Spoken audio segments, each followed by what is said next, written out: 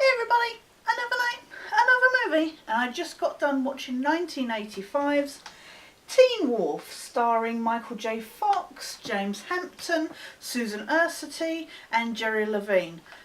This one I don't remember ever watching. I think I might have watched it when I was a lot younger.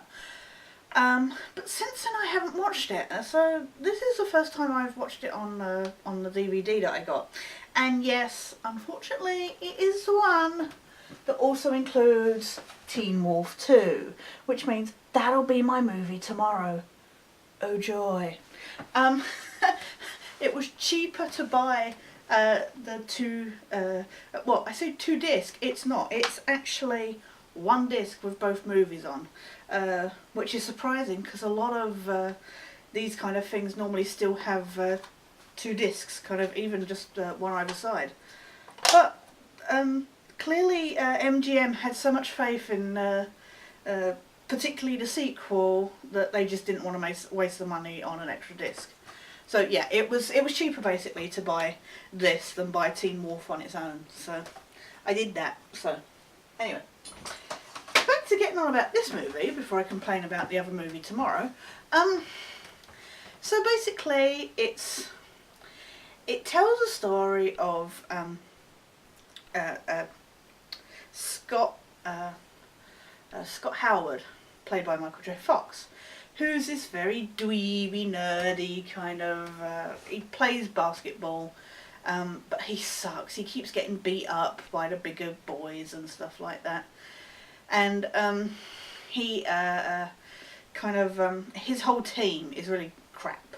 You know, you've got the larger guy, you've got the other idiots and stuff like that. So his basketball team suck. And Scott starts to realise he's going through these kind of changes, gaining hair, and then further problems like long nails, and then sharp canine teeth and stuff like that. And he discovers that he's a werewolf, except he then learns, and he's never known this before, that his dad's a werewolf as well. So basically, Scott accidentally changes while he's playing basketball one time, and you're thinking, oh, everybody's gonna ridicule him, everything's, that. No, everybody stares for a while, and then it's like, yeah, wolf, wolf, wolf, wolf, and they're all encouraging it, and I'm just like, what? As somebody who was completely ridiculed, bullied, and isolated due to a rare eye condition that nobody understood, I'm expected to watch this movie where, I know it's fancy, my god, it's about a werewolf, but seriously, there's no real backlash, except for a teacher that had an issue with Scott's dad. That was the only real conflict we kind of sensed. And at the time, while so Scott goes from this whole overhaul of character from being dweeby Scott to macho popular wolfman, essentially, or Teen Wolf as his mate Styles promotes him, including merchandise. And I would like to know where they're getting the money for this merchandise, but whatever. Meanwhile, while Scott's going through these changes and that, and learning how to kind of be hip and popular, there's this whole kind of side bit where his best friend is totally in love with him, except Scott keeps putting her in the friend zone, and going after this other woman who's, I say woman, girl, who has a boyfriend and was totally not interested in him when he was dweeby self, but all of a sudden is interested because he's Mr. Popular. Except she refuses to dump her boyfriend. And seriously guys, just seriously, there was nothing wrong with Booth. I don't know why he feels that, this blonde bimbo is better than Booth, but whatever. So poor Booth gets stuck in the friend zone and that, and he keeps going. Once he starts then trying to get on with Madam Plastic, Wendy or whatever her name was, and except of course she's like, no, I just thought I'd go with you because you're Mr. Popular, and it's just, oh, goodness sakes. So it's your standard teenage school drama, really. But it comes to a head where everybody, Scott realises that he can't always be the wolf, that when he's the wolf, he can lose his temper and be scary. To like one kid in the whole school that actually showed some fear. And so Scott realises that he needs to be himself, that the wolf is just a part of him but not who he is. And then you've got everybody going, no, we won't accept you unless you're the wolf. We won't, you've got to be the wolf for the finals in the basketball game and everything. And I'm sat there worrying that it's going to be a thing that you must be what everybody demands you to be, but actually Scott does turn up, doesn't give in to peer pressure, and does actually play as himself, and the team win. It's one of those classic sports end movies, well, except for the clip with the guy with his fly open at the end, literally at the top of the screen, and he's quickly shoving himself back in and stuff, and that's literally before the screen freezes.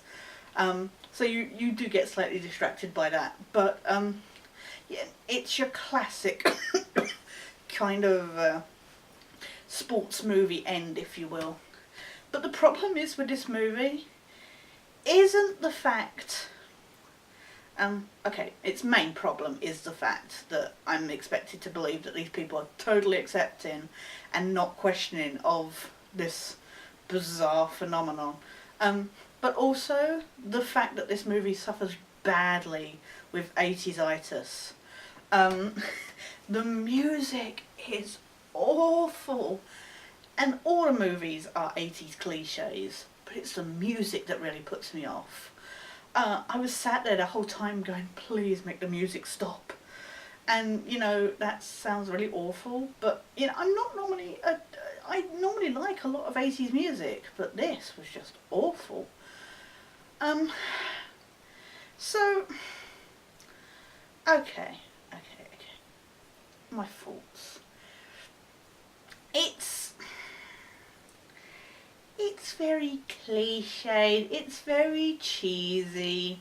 I'm a big fan of Michael J. Fox, and this is not one of his better performances, but he's young and blah blah blah, so we'll give him the benefit of the doubt there. He's not bad in it. He's just not outstanding, and I don't think that's him as such as a lot of the script, and more so a lot of the people around him, because a good number of the other people in this are really wooden, just kind of cookie cutter kind of characters, and their script is not particularly deep in that. I guess this is, what rating is this movie? Yeah, PG. So we're talking about, for kids kind of thing. So nothing too deep. We can't expect nothing too deep kind of thing. I enjoyed the movie. I didn't mind sitting through it. I'm not a big fan of werewolf movies. But I think there's a lot better ones. And some of the design on the werewolf effects at times feels a bit I gotta bear in mind it's 1985, but compared to, say, American Werewolf in London or something, it's a bit, yeah. I guess because it is a PG rating, because it is that kind of upper end kids, they don't want to make it look too scary. I mean, we're talking about a blinking Michael J. Fox movie here. We're not, we can't be too scary. I don't know, I just feel like this is only like a 6 out of 10. It's just slightly above average. It's not bad, it's just,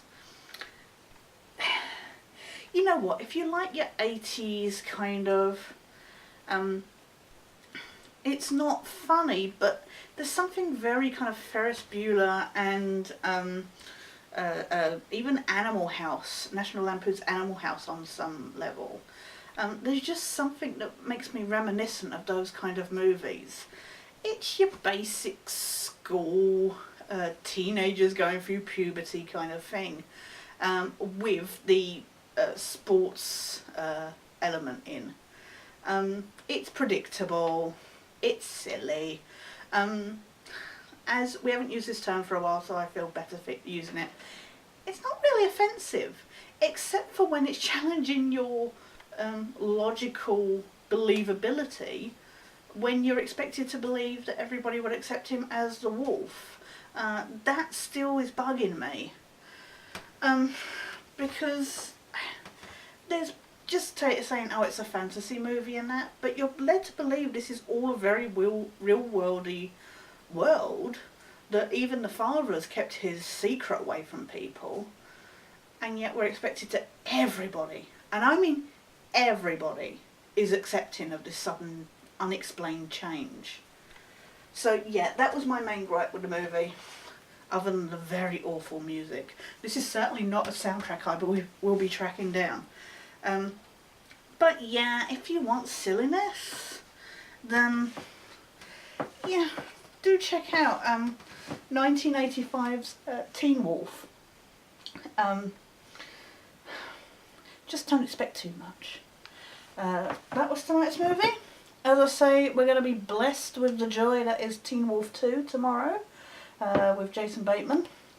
But for now, this is Sketch, signing out.